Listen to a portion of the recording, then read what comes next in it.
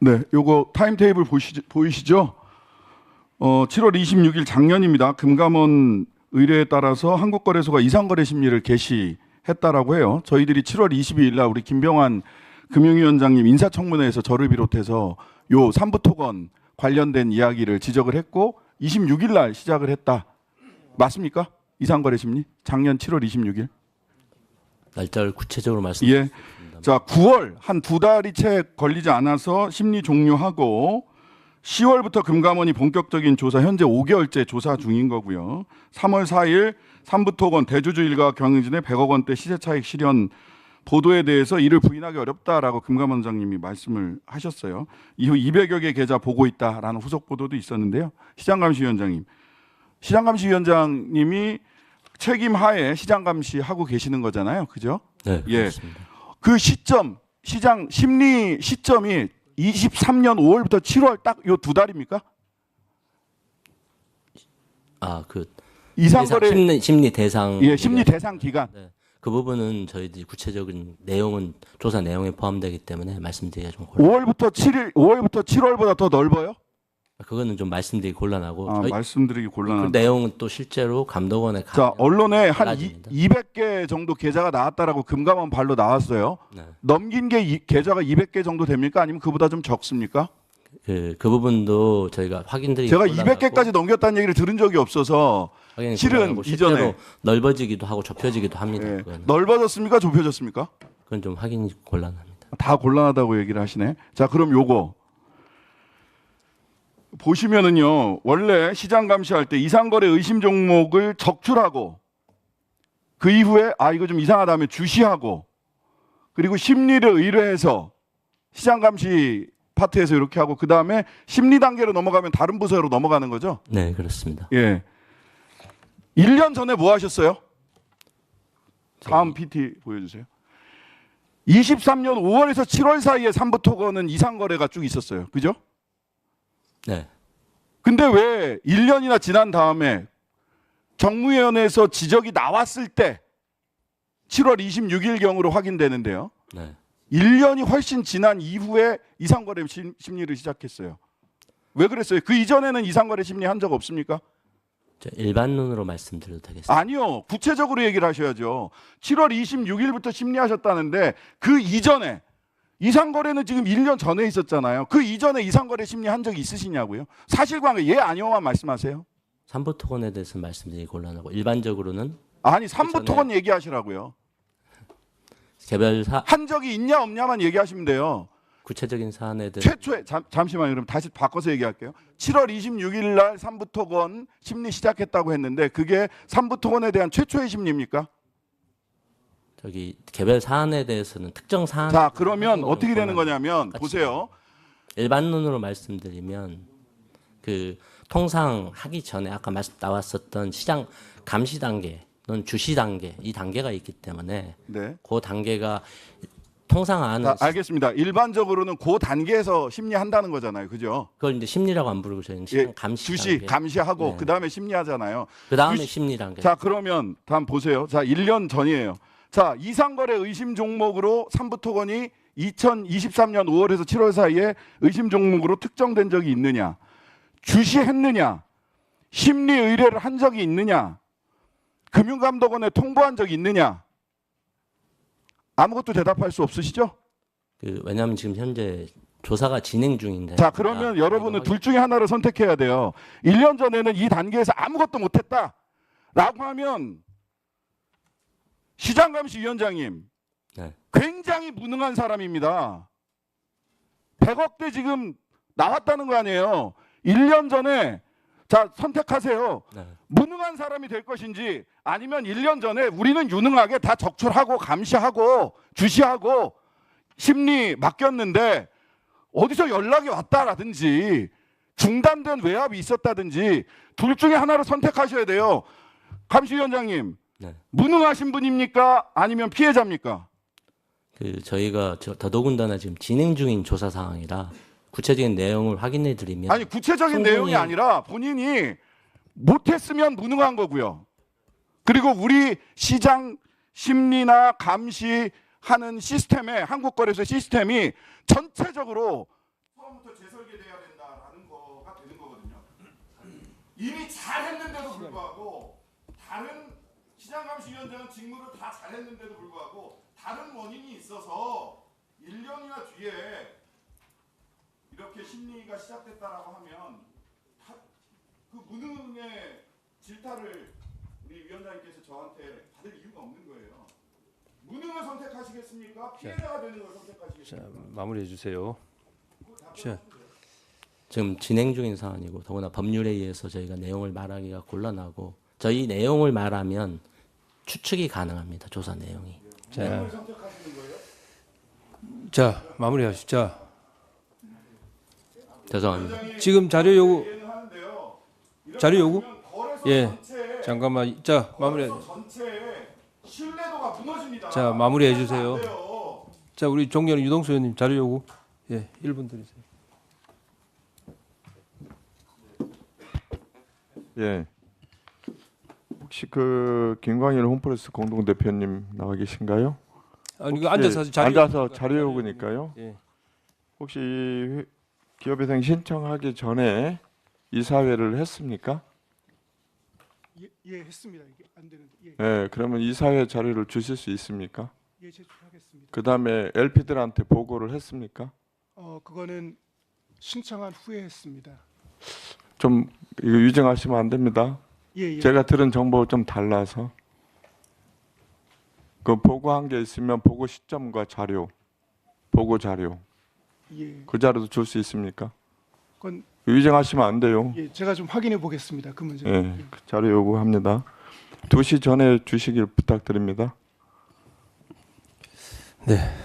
자, 이어서 네. 존경하는 김성원 의원님 질의해 주십시오. 아. 아니 지금 같이 했잖아.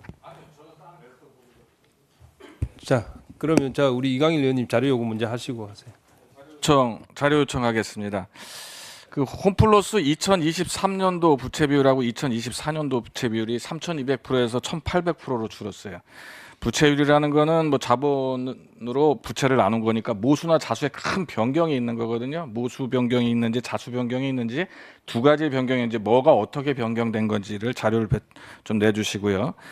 그다음에 계속 홈플러스의 지점이나 점포들을 팔았는데 그 매각 대금이 어느 점포 와서 얼마고 그래서 그것이 어떻게 어디에 사용되었는지 꼭 알고 싶습니다. 그다음에 세 번째는 그 유동 리스 부채라고 하는 게 임대료를 말하는 건가요? 임대료성 성격인가요? 2018년도에 570억이 폭증했어요, 연간. 이 폭증 사유에 대해서 좀 자료 백데이터 부탁드리겠습니다. 가능한가요?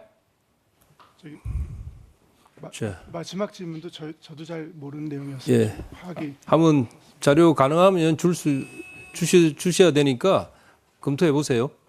예. 자, 우리 존경하는 김성원 의원님 질의하십시오. 우선 그 공동 대표인 김광일, 조지현 두 대표님 좀 발언대로 나와 주시죠.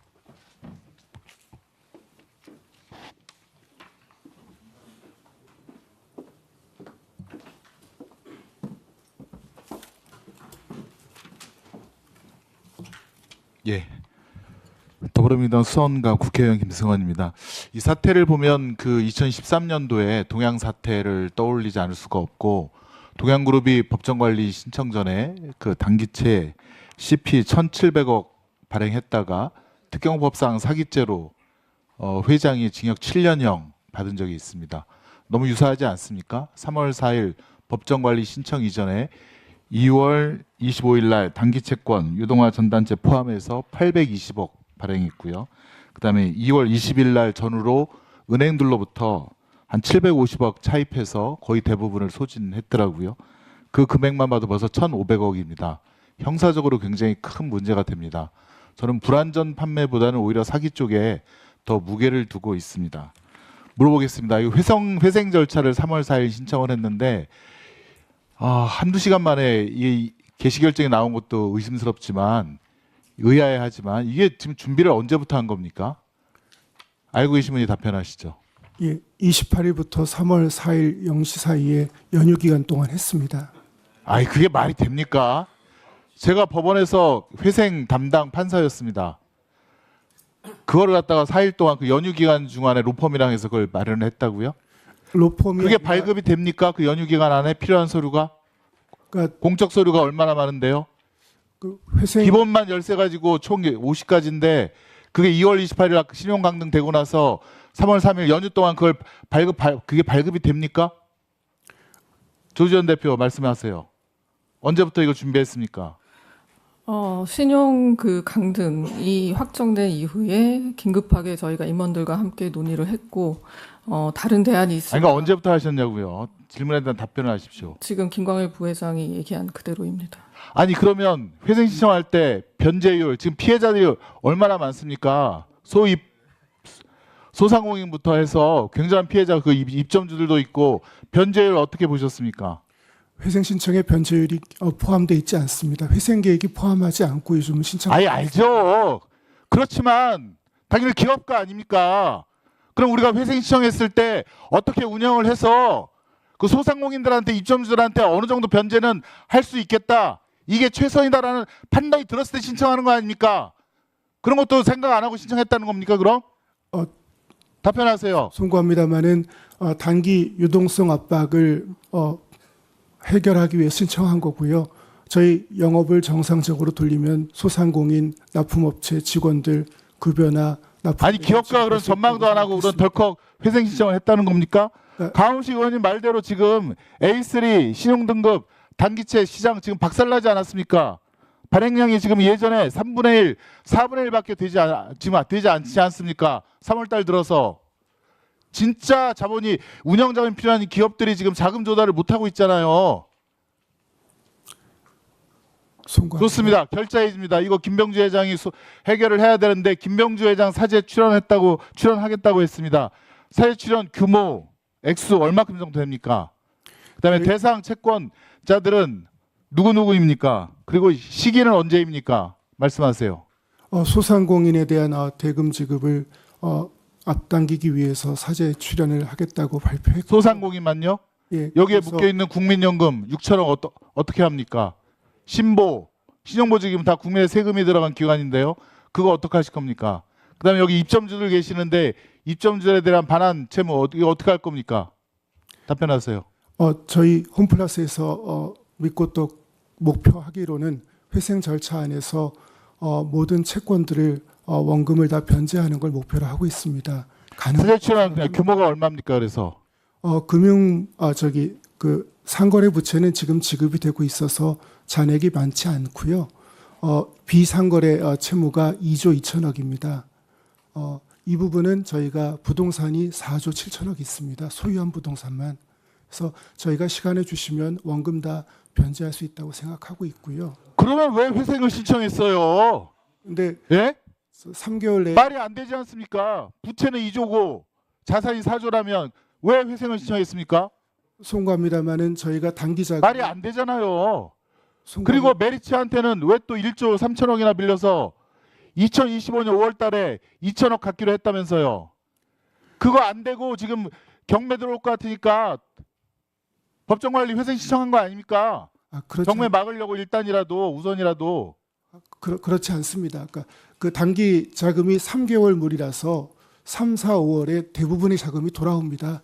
이거 못 막으면 부도가 나서요. 질의할 텐데 김병주 회장한테 사제 출연 규모, 그다음에 대상 채권들, 그다음에 시기는 언제인지 확실하게 답변을 정리해서 보고하라고 그렇게 전달하십시오.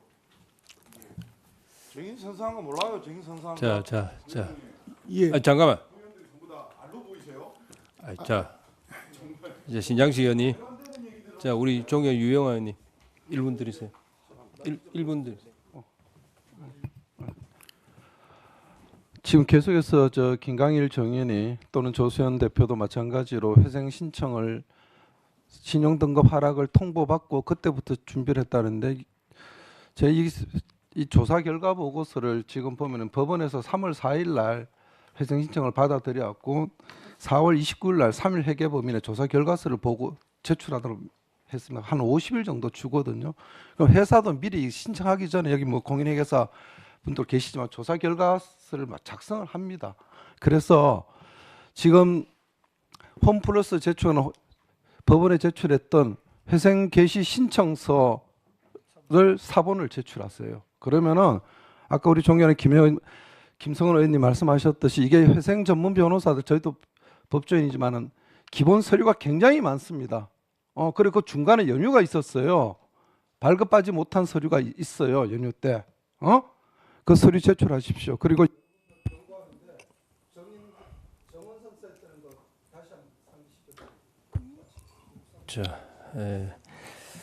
자, 다 뭐 우리 의원님들 심정은 다 똑같은 심정입니다. 좀 표현을 좀 자제해가면서 해주시기 바라고요. 그 우리 유영아 의원님하고 김성원 의원님 질의하신 것 중에 사제 출연 부분, 요 부분 아마 오후 질의에 우리 의원님들이 다 같이 아마 계속해서 아마 지적하실 거예요. 그 부분 잘 준비해 주시기 바랍니다. 네, 알겠습니다. 자, 오전 질의 마지막입니다. 존경하는 이인영 의원님 질의해 주시기 바랍니다. 아니 그냥 두 분 잠깐 계시죠. 그 홈플러스가 기업 회생 절차를 게시한 공식적으로 게시한 그 일시하고 또 실무적으로 준비한 일시하고 차이가 있다는 얘기입니까? 그러니까 저희가 3월 4일 날 법원에서 개시 명령을 받았고요. 저희가 준비한 건 그전 연휴. 아니 공식적으로 기업 회생 신청을 하기로 결정한 게 3월 1일이라며요. 예, 그렇습니다. 그러면 그 실무적으로 준비한 거는 그 전이란 얘기입니까? 그러니까 공식적으로 결정한 건 이사회 결의는 3월 3일에 했었고요. 예. 이사회 의사록 제출하겠습니다. 예. 저희가 신용등급 떨어지는 게 확정된 다음에 28일하고 3월 1일은 저희들이 내부 검토 좀 했습니다. 이게 그러니까 내부 검토, 실무적으로 검토해서 기업 회생 신청 절차를 밟기로 했다. 예, 그렇습니다. 예. 아니 그럼 그때부터 그러면은 그 서류를 준비했습니까? 저희가 그 아니 저 그냥 그런지 안 그런지만 확인해 예, 주시면. 서류는 그때부터 본격적으로 어떻게 그럴 수가 준비했습니다. 있습니까? 이사회 결정도 없이 사전에 서류를 미리 준비해요? 뭐 시간이 촉박해서요. 일단 서류는 서류대로 준비하고. 아니 그러면 그 전에도 기업 회생 절차를 미리 준비할 수도 있었겠네요. 네, 그 전에는 미리 준비한 게 없습니다. 그러면 다시 확인하면은 27일 최종 확정이 되고 28일부터 그럼 실무적으로는 준비한 겁니까? 이사회 의결도 없이?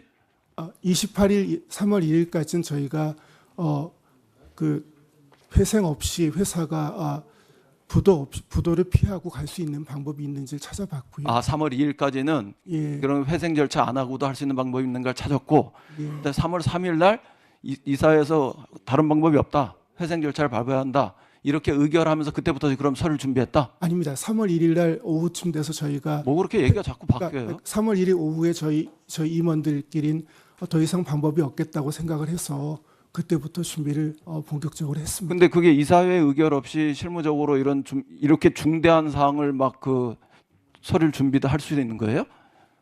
예, 저희가 3월 그러니까 1일부터 준비했다고요? 2일부터 준비했다고? 1일부터? 1일 날 저희들 3월 1일이 어떤 날인지는 아시죠?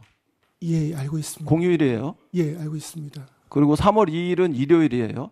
예. 그리고 3월 3일은 법정 대체 휴일이에요. 월요일인데. 예. 그러면 토일 월이 다 쉬는 날이에요. 예. 그리고 그 관공서에서 업무가 중단돼 있는 날이고요. 그리고 본인이 직접 가서 떼야 하는 것은 그것과 그다음에 인터넷을 통해서 뗄 수 있는 서류가 구분돼 있어요. 그건 아세요?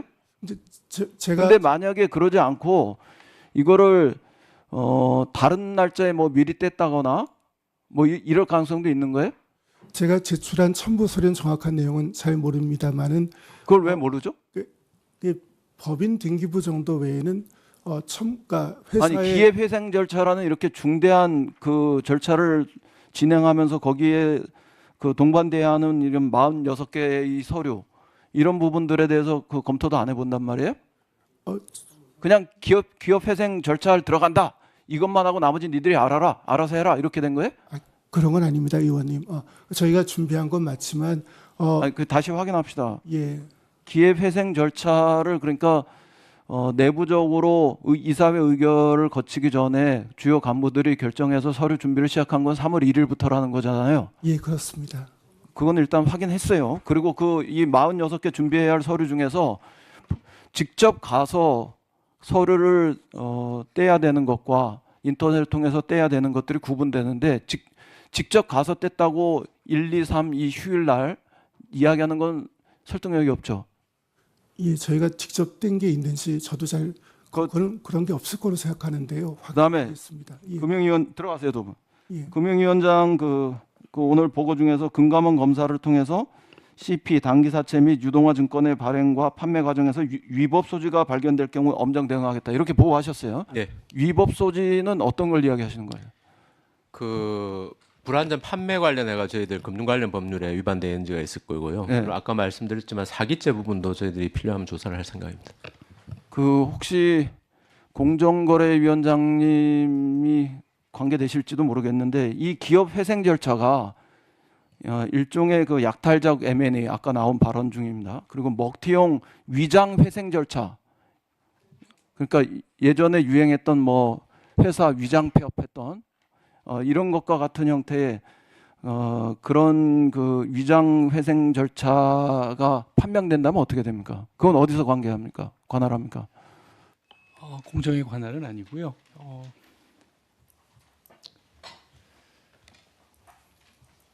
기업 회생 절차가 위장용으로 돼 있으면 그걸 어디서 관할할 거냐 이거예요. 금융위하고 공정거래하고 금융감독은 마찬가지로 물어보는 거예요. 이게 정상적 구조조정이 불가능하니까 그 채무조정, 뭐 부채 청산 뭐 이런 것들을 위해서 나중에 대팔려고 이렇게 위장용 그 회생 절차를 밟고 있는 거면 그게 확인되면 어디서 관계하겠냐고. 말씀드린 것처럼 저희가 검사 조사를 어쨌든 모든 갖고 있는 그 역량을 동원해서 열심히 보겠습니다. 다만 이제 일단 홈프레스 자체는 지금 정상적으로 영업이 돼야 하고 또 하나는 법원의 또 결정이 지금 남아 있어 저희가 또 거기에 영향을 미치는 것들은 조금 생각해야 되는 부분들이 몇 가지 지점들이 있어서 그리고 또 말씀드리는 김에 또 저희가 사실은 정상적으로 A3 같은 경우에는 정상적으로 거래되는 채권인데 오늘 의원님들이 말씀 주시면서 A3에 대해서 약간 좀 시장에서 오해할 수 있는 말씀들을 주신 게 있는데 그런 것들은 조금 좀 저희가 신경 써야 되는 부분이 있다는 말씀을 드리고 제가 근데 이게 결과적으로는 그게 사기가 제가 보겠다는 말씀을 드린 겁니다 지금. 챙겨 보겠습니다. 예. 네, 수고하셨습니다. 우리 의원님들 강하게 질타 겸 질의도 해주셨는데 한 가지만 제가 오전 질의 중에 확인이 안 된 게 있어서 제가 금융위원장한테 한번 확인 하나 하겠습니다. 그 원희룡 당시 국토부 장관이 우크라이나 재건 포럼에 참석을 했죠. 축사하러 갔다고 들었습니다. 거기 우크라이나 갔다 온 거예요? 예. 우크라이나 간 게 아니고 폴란드로 갔습니다. 폴란드로 간 겁니까? 예. 거기에 그러면 정부나 국토부 장관이 산부 토건을 데리고 갔습니까? 제가 국토부에 확인한 결과로는 그 민간에서 자체적으로 하는 행사에 그 원희룡 장관이 축사로 초청을 받았기 때문에 데려갔다고 표현하기는 조금 적절하진 않은 것 같습니다. 그럼 그거는 우리 금감원장이 확인하셔야 돼요. 국토부나 정부에서 산부 토건을 데리고 간 건지 자기들이 그냥 일방으로 왔는지 그걸 확인해 주세요. 내가 지금 오전 질의 듣다가 보니 그게 확인이 안 돼서 그러니까. 저희가 오후에 답변 좀 해주세요. 오후에. 하겠습니다. 예, 그걸 확인 좀 해달라고. 자, 수고하셨습니다. 오찬을 위해서 잠시 정회하였다가 2시 30분에 속개하도록 하겠습니다. 정회를 선포합니다.